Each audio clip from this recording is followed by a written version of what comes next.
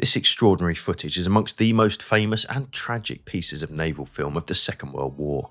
A British battleship, heavily listing to port, her crew racing along the capsizing hull before a massive explosion sends her to the bottom of the Mediterranean. Yet while these scenes are widely known, they leave behind a number of powerful questions. How did HMS Barham meet her end? What caused that catastrophic explosion? Why did she sink so quickly? And what became of those men aboard one of Britain's most famous battleships? Join us in this video as, using eyewitness accounts, previously unseen Kriegsmarine records, and the footage itself, we forensically reconstruct one of the Royal Navy's greatest wartime disasters. That story begins just 24 hours before the sinking. On the afternoon of the 24th of November 1941, British warships intercepted an Italian convoy carrying vital supplies to Erwin Rommel's forces in North Africa. Fearing the Italian fleet might sail to protect it, Admiral Sir Andrew Cunningham ordered the Royal Navy's 1st Battle Squadron to sea. And so, at 4 p.m, the battleships HMS Queen Elizabeth, HMS Barham and HMS Valiant sailed from Alexandria, escorted by 8 destroyers. Waiting to the west at the same time was the German submarine U-331, commanded by 28-year-old Oberleutnant zur See Hans Dietrich von Tiesenhausen. Curiously though, sinking a British battleship was the last thing on his mind. Instead, his mission was a secret one. After passing Crete 2 weeks earlier, U-331 had been assigned an unusual mission. Rather than hunt Allied shipping, Tiesenhausen was ordered to land 8 German commandos on the Egyptian coast to sabotage a railway line supporting British operations. That operation failed. Unable to recover the raiding party, Tiesenhausen abandoned the mission and resumed his patrol. On the 19th of November, he turned west towards his designated operating area off Sidi Barrani. It seemed an entirely routine decision. In reality, he had just set U-331 on a collision course with HMS Barham. By dawn on the 25th of November, and around 70 miles off the Egyptian coast, the battleships Queen Elizabeth, Barham and Valiant were on station and waiting for calls to support the 8th Army as it fought to break the siege of Tobruk and force Rommel's Africa Corps back into Libya. At 8:55 a.m, everything changed. Deep beneath the Mediterranean, U-331's hydrophones picked up broad propeller noises to the north. To Tiesenhausen, it sounded like a large formation of ships. He had no idea exactly what he'd found, but it was enough to set the submarine in pursuit. For the rest of the day, he patiently closed the range, surfacing whenever he dared, despite the constant risk of being spotted by Allied aircraft. Hour after hour, the contact grew stronger. Then, at 2:30 p.m, he caught his first glimpse of the enemy. A thin smear of smoke on the horizon, followed moments later by the mast of a destroyer. He estimated the range at about 12 miles. 20 minutes later, more masts emerged from the haze. Not cruisers, not merchant ships, but 3 massive battleships. What he was seeing was Queen Elizabeth leading, Barham in the centre and Valiant astern, steaming at 20 knots with their destroyer escorts fanned out on either side. Shortly afterwards, the British formation altered course onto a westerly heading, placing the 3 battleships on a direct path towards U-331. For a daring German U-boat commander, it was an opportunity to target a prize far beyond his expectations. At 3:47 p.m, Tiesenhausen called U-331 to action stations. His initial target was the Queen Elizabeth, but astern of her steamed HMS Barham, one of the Royal Navy's veterans. Let's take a look. Commissioned in 1915, she'd fought at Jutland during the First World War, survived torpedo and bomb damage during the current conflict, and now carried a crew of around 1,300 officers and men. Stretching almost 640 feet from bow to stern and displacing more than 31,000 tons at full load, HMS Barham was one of the Royal Navy's mighty Queen Elizabeth-class battleships. 8 15-inch guns mounted in 4 twin turrets gave her tremendous firepower, while her main armour belt, up to 13 inches thick, protected her vital machinery and magazines. Yet that armour came with a limitation. Like almost every battleship of her generation, it was designed to primarily stop shells striking the ship's sides above the waterline. Beneath the belt, protection became progressively thinner. Although anti-torpedo bulges had been added during the interwar years to absorb underwater explosions, they could only do so much against multiple hits delivered at close range. Hidden deep below the armoured decks were the ship's 4 main 15-inch magazines, each packed with hundreds of cordite charges. They were heavily protected and considered among the safest spaces aboard the ship, but if fire or explosion ever reached them, the results would be catastrophic. Over the next 30 minutes, and aided by the sun at his back, Tiesenhausen calmly manoeuvred U-331 between the British destroyer screen and, unseen, into a perfect firing position. Less than a mile away across the water, 8 bells were struck on HMS Barham, signifying 4 p.m, the start of the first dog watch, and the crew were piped for tea. Oblivious to the hidden threat approaching, many men came up on deck for their customary stroll in the late afternoon sun. Within little more than 20 minutes, hundreds of them would be dead. Then finally, at 4:15 p.m, sonar aboard one of the escorting destroyers, HMS Jarvis, picked up a signal at a range of around 1,000 yards. Incredibly, the contact was dismissed moments later as a false target. For Tiesenhausen and his 50 men, it was an extraordinary piece of good fortune. Watching on at periscope depth, he waited as all 3 battleships made a routine zigzag to port, ruining his firing solution on HMS Queen Elizabeth. Instead, he shifted his attention to the ship following astern and slightly to port, HMS Barham. Resetting his sights and waiting for the perfect moment, he counted down the range until at just 400 yards, he called out the order to fire, and a spread of 4 7-meter-long electric-powered G7E torpedoes, tipped with a 280-kilogram warhead, slipped silently from U-331's bow tubes and raced towards the unwitting target. Amongst those just getting settled into their crew positions after the change of watch was 17-year-old gunnery sight setter Brian Samuels. He recalled what happened 24 seconds later. The time 4:19, a sudden violent explosion. The ship listed sharply to starboard and then rolled back to port. We quickly realised that she'd been hit as this mighty battle wagon listed more and more to port. I saw the pandemonium building up outside our casement as men rushed up from the mess decks and crowded around the main ladder to the upper deck. They were jam-packed between a large armoured door halfway along the main deck and that particular ladder. "Fall out and get out," yelled Spoff Berry. The gun's crew joined the mass of men desperately trying to make their way to the ladder. Captain Charles Morgan, watching on from HMS Valiant, recalled the same moment. "I heard a loud explosion, followed by 2 further explosions a couple of seconds later. Fountains of water and 2 enormous columns of smoke shot skywards.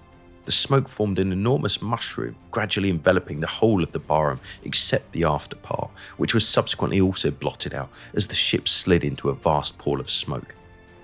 There had been no warning, no time for evasive action, and 3 of the 4 torpedoes had struck Barham aft of amidships. Ian MacDonald, Flag Lieutenant to Vice Admiral Pridham Whipple, stationed on Barham's bridge, quickly realised the damage was fatal. All electric motors had stopped, all power had gone off the board. There was an ominous creaking of bridgework and rigging. The ship was dead, and it was clear to all of us that it was every man for himself. In the 4 minutes that followed, and it was only that, hundreds of desperate sailors and marines rushed towards the upper decks and the starboard side in what seemed to be their only hope of survival. Yet the crew of Barham were not the only men facing the imminent prospect of death at that moment, as Tiesenhausen's extraordinary success almost turned into a disaster of his own.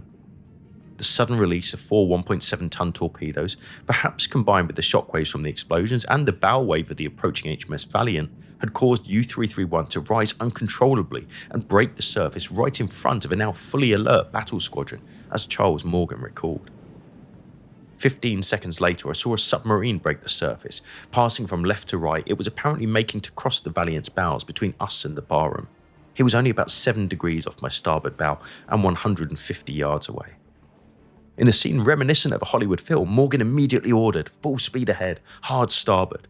But with his helm already hard to port, Valiant was unable to turn quickly enough to ram the U-boat before U-331 crash-dived only 40 yards off her starboard bow.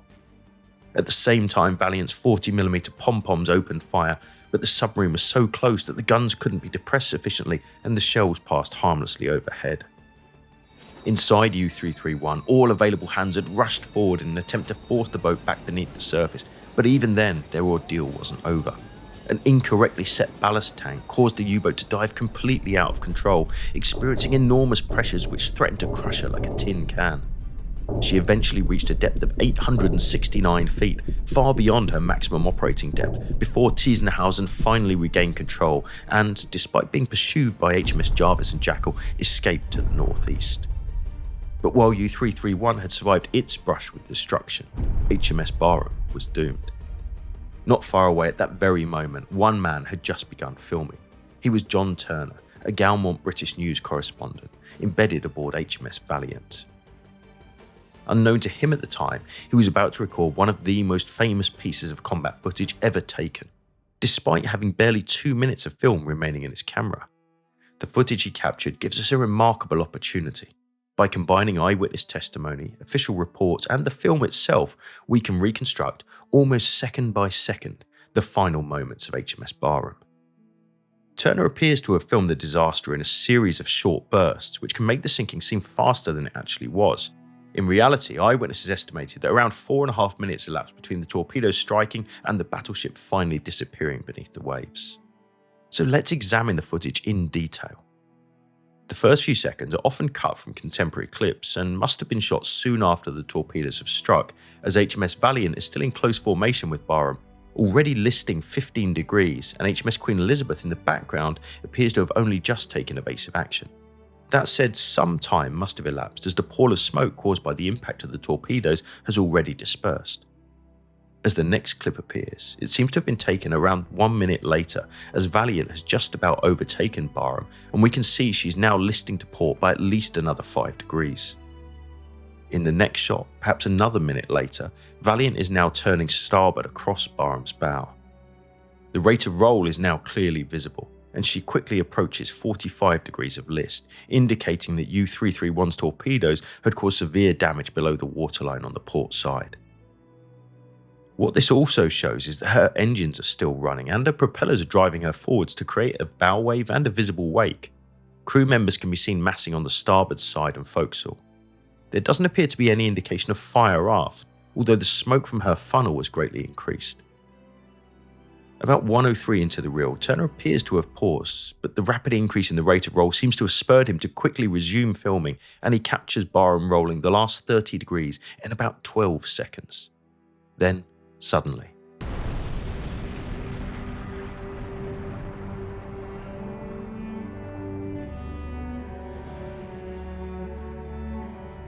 viewed today, those men sliding into the sea just before Barham explodes appear as little more than tiny dots. But for those who were actually there, it was a very different story. One of those distant figures was young Brian Samuels. As I watched, I saw men diving off the ship's side, only to hit the barnacle bottom as it came up to meet them. I removed my shoes and waited for what seemed an eternity, but was really just a few seconds. Suddenly, I saw a tremendous flash and the whole after section seemed to blossom outwards. In a split second, I saw men and metal hurtling into space, and then I too was flying. It happened so quickly. One moment in space, the next I was underwater, going down, down, down. Not far away was Ian MacDonald, who had hit the sea at the very moment that Barham exploded. Gun turrets and pieces of superstructure were being hurled hundreds of feet into the air, and I was immediately engulfed in the vortex of a 33,000-ton battleship which was rapidly sinking. I had no control of my limbs, which were at the mercy of the swirling water, but I had the presence of mind to hold my breath as long as I could. I think my first attempt lasted about 3/4 of a minute. The second wasn't so good because I breathed in some water, but when I tried again, I was apparently in the middle of a God-sent bubble until I surfaced, on the point of giving up the ghost and barely conscious. Nearer, my God, to thee. Turner's next shot following the explosion shows a massive pall of smoke engulfing Barham, with only the upturned ship's bow protruding from the sea. Incredibly, it seems that one survivor is still visible running along her keel. The final shot in the film sequence, likely taken another minute or so later, shows the dispersing smoke from a distance and an empty patch of sea. HMS Barham has gone. But what had caused such a catastrophic detonation? We can state a few things with reasonable confidence. This document, U-331's actual log from that day, confirms that Tiesenhausen had deliberately set his torpedoes to run at depths of between 3 and 5 meters, meaning they were likely to strike below Barham's main 13-inch armor belt, where the ship's protection was considerably thinner. The resulting explosions tore great holes into Barham's hull, producing severe flooding and a rapid free surface effect as thousands of tons of seawater rushed inward, destroying her stability in an instant. But what about the explosion? The subsequent Board of Inquiry eventually concluded that a fire in the aft 4-inch shell storages had spread to one of the 15-inch magazines beneath either X or Y turret, which then detonated and ripped the ship apart. This is certainly plausible. The battleship's magazine contained enormous quantities of cordite, propellant and shells, and once a flash reached those spaces, the result could be catastrophic. Yet the timing of the explosion remains intriguing. The detonation occurred only seconds after water appears to have entered the ship's funnel right here. This had led some experts to speculate that the sudden interaction between cold seawater and the battleship's boiler rooms may have generated tremendous forces deep within the ship and contributed to a final chain reaction. We'll never know for certain. Almost everyone in the affected compartments perished, and the wreck itself lies far beyond our ability to properly examine it.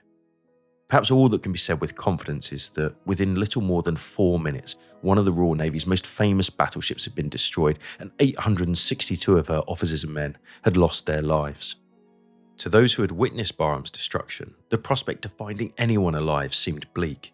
Yet as the destroyer HMS Hotspur entered the drifting cloud of smoke a short time later, a remarkable sight greeted her crew, as Lieutenant Commander Hugh Hodgkinson recalled. The captain had slowed down, and we were nosing into what looked like a London fog and smelled worse. Suddenly it cleared. Dozens of heads bobbed in the water, far more than I'd ever hoped for. Amongst those struggling in the fuel-soaked sea was Brian Samuels. I heard a voice to my right call out, "Give us a hand, mate. I think my legs are broken." I took the man in tow, got him to the whaler and called across for them to take him from me. As they pulled him on board, I saw to my horror that the lower part of both legs were missing. Remarkably, around 450 men were eventually pulled from the sea, among them Vice Admiral Henry Pridham Whipple and his flag lieutenant Ian MacDonald. So how had so many men survived such a devastating explosion? Perhaps the customary period of fresh air and exercise at the time of the strike offers the answer. At that very moment, an unusually large number of men, probably several hundred, were already on Barham's upper deck when the torpedoes hit. Turner's footage seems to support this. The only area left relatively intact when Barham goes up is right here, the starboard bow, which offered a narrow window of escape for those fortunate enough to find themselves there. But as far as the British public were concerned, none of this had happened. Almost immediately, the Admiralty cloaked the loss of HMS Barham in secrecy, for several reasons. First, the Germans did not yet know that a British battleship had been sunk in the Mediterranean, and there was no desire to provide them with that information. And second, there were wider strategic concerns. Just a few days later, Winston Churchill would warn the Australian Prime Minister that the news of the disaster might encourage an increasingly belligerent Japan at a particularly dangerous moment in the war. Then there was the question of morale. Only 6 months earlier, the loss of HMS Hood had profoundly shocked the British public, and the Admiralty feared the impact that another major naval disaster might have on the home front. As a result, the loss of Barham was kept secret for almost 2 months. Even the families of the dead were not immediately informed, and when telegrams were eventually dispatched, they carried an extraordinary request. It is most essential that information of the event which has led to the loss of your loved one's life should not find its way to the enemy until such time as it is announced officially. John Turner's film suffered the same fate. The footage was impounded and would not be released until 1945. Indeed, the British government did not officially announce the loss of HMS Barham until the 27th of January 1942.